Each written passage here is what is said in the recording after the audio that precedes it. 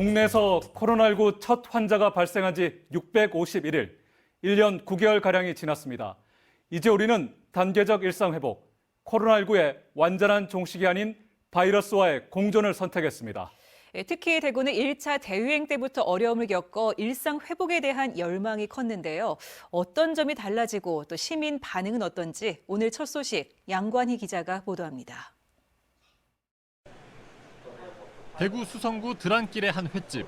사장인 김동근 씨가 단체 예약 문의를 받고 있습니다. 단계적 일상 회복이 시작되면서 이전과는 달라진 모습입니다.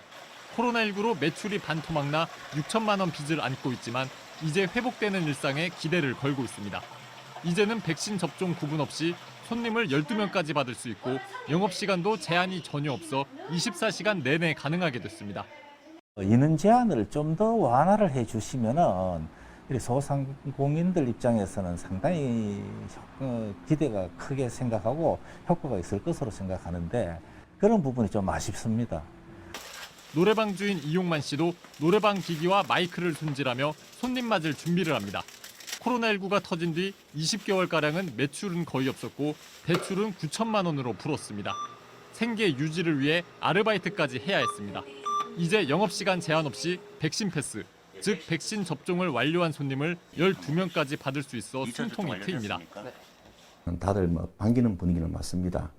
그런데 백신 1차 접종자하고 백신 미접종자가 교제가 됨으로써 실제로 오시는 손님들도 되돌려 보내야 되는 그런 상황이 많이 있을 거라고 보기 때문에 이처럼 백신 패스가 도입된 곳은 노래 연습장과 헬스장, 목욕탕, 유흥시설 등입니다.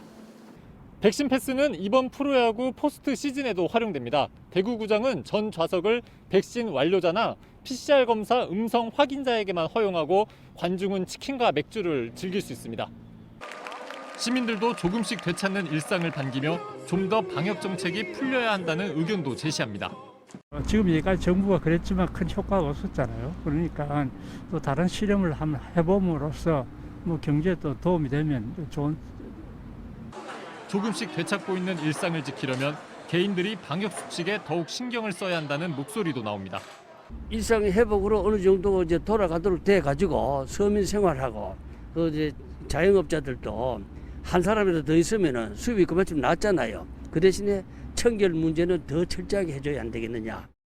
정부는 이번 일상 회복 성과를 따진 뒤 백신 패스를 해제하는 등 더욱 폭넓은 조치를 하겠다고 밝혔습니다. MBC 뉴스 양관입니다.